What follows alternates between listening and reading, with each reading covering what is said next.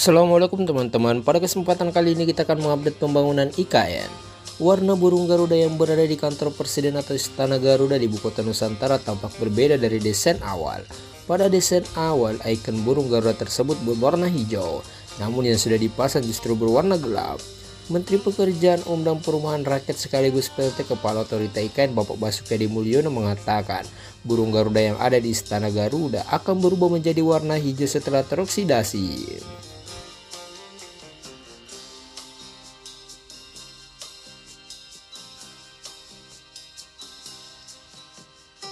Itu warna hijau itu kalau sudah teroksidasi itu nanti jadi hijau menurut Pak Nyoman Nuarta, ujar kepada wartawan di kantornya pada hari Jumat tanggal 2 Agustus.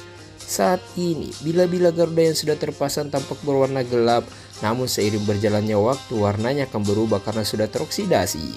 Nantinya lambang Garuda tersebut berubah warna yang menjadi hijau seperti patung Garuda Wisnu Kencana GWK yang ada di Bali.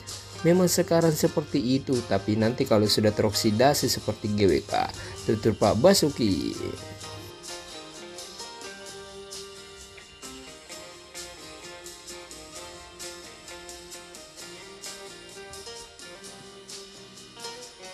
Selain itu, soal ikon Garuda yang warna berbeda dari desain awal, Pak Basuki juga membeberkan hal-hal lain terkait perkembangan IKN menjelang upacara kemerdekaan RI ke-17. Berikut ini informasinya.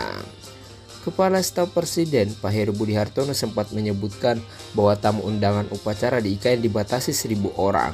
Terkait hal tersebut, Bapak Basuki mengatakan pihaknya telah menyiapkan gedung-gedung yang bisa digunakan sebagai tempat penginapan tamu tersebut. Ya, 12 tower ASN yang masing-masing 60 hunian. 60 hunian itu masing-masing unit ada 3 kamar, tergantung mau diisi 2 atau 1 orang.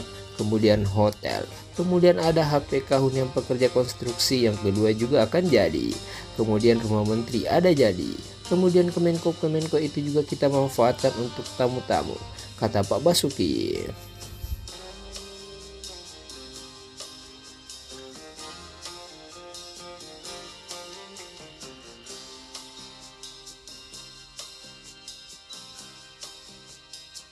Di sisi lain, air minum sudah mengalir di IKN.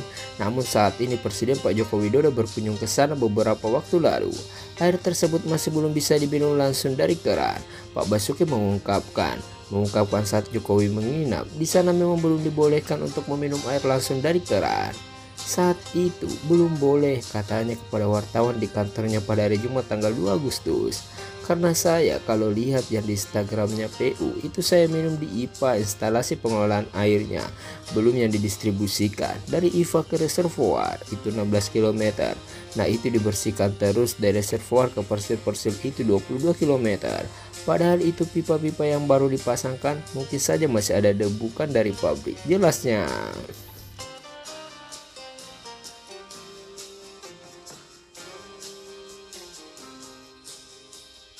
Di sisi lain, Ketua Satgas Pelaksana Pembangunan Infrastruktur IKN Kementerian PUPR Pak Danisa Sumadilaga menambahkan, saat ini air minum sudah masuk ke gedung-gedung di kawasan Istana Kepresidenan.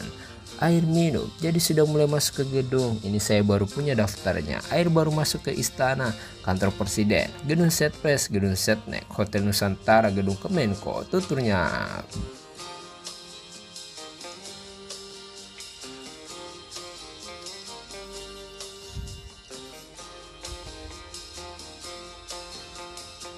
Air bersihnya sendiri, kata Pak Basuki, sudah masuk ke kawasan Istana Presiden, namun belum dicek lebih lanjut kualitas airnya. Ia mengatakan pihaknya akan meminta bantuan dari PT Sukovindo, yaitu lembaga pengujian inspeksi dan sertifikasi untuk mengecek kualitas air di setiap persilnya.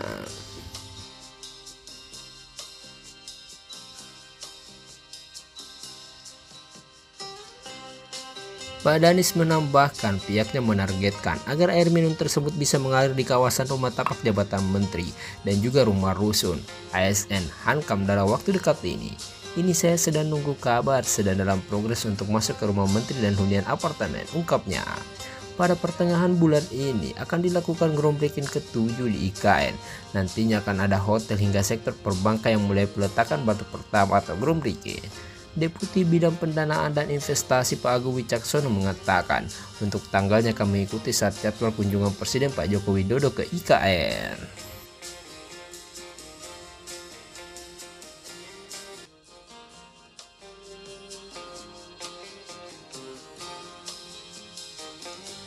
Presiden Pak Joko Widodo atau Pak Jokowi mengatakan persiapan perayaan dan upacara HUT RI ke-79 di Ibu Kota Nusantara disingkat IKN akan terus berjalan. Meskipun bersih-bersih dan pemasangan perabot IKN sudah memasuki tahap akhir, pengerjaan besar konstruksi terus berjalan. Kalau persiapan 17 Agustus nggak ada masalah, kata Pak Jokowi di Penajam Utara, Kalimantan Timur.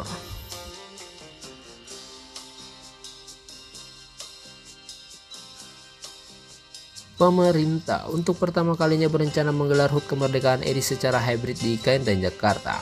Pak Jokowi bakal didampingi Presiden terpilih Pilpres 2024, Bapak Prabowo Subianto, memimpin upacara 17 Agustus di IKN. Sementara upacara di Jakarta dipimpin Wakil Presiden Pak Ma'ruf Amin, yang didampingi oleh Wakil Presiden terpilih Pilpres 2024 sekaligus putra sulung Pak Jokowi, Gibran Rakabuming Raka. Sebelumnya, Sekretariat Presiden Pak Heru Budi Hartono mengatakan akan ada zikir kebangsaan di Jakarta untuk perayaan HUT RI pada tanggal 17 Agustus. Pak Jokowi juga akan menghadiri doa bersama di Ibu Kota Nusantara dalam rangkaian yang sama.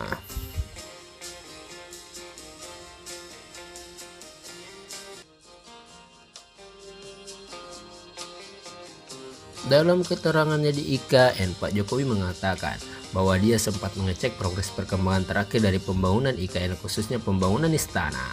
Mantan wali kota Solo ini melihat semuanya masih dalam progres kerja karena masih ada ribuan yang bekerja. Pak Jokowi menekankan lagi bahwa fasilitas dasar di IKN sudah selesai dibangun seperti listrik, air, dan sejumlah peralatan kantor yang dibutuhkan.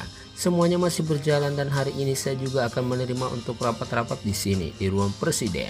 Tapi saya nggak bisa mengajak supaya semua yang bekerja nggak terganggu, kata Pak Jokowi. Pak Jokowi juga mengaku tidak menyenyak tidur pertama kali di Istana Kepresidenan IKN. Pengalaman pertama menjadi alasan kepala negara tersebut.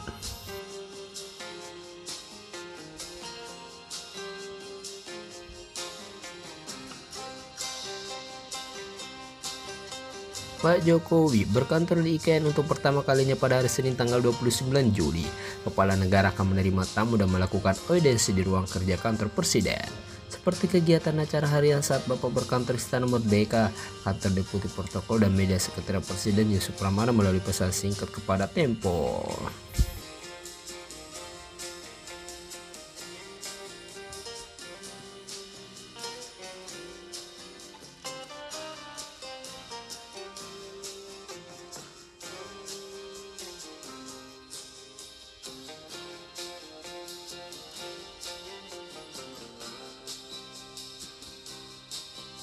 Kita doakan semoga progres pembangunan IKN berjalan dengan lancar dan sesuai harapan kita bersama.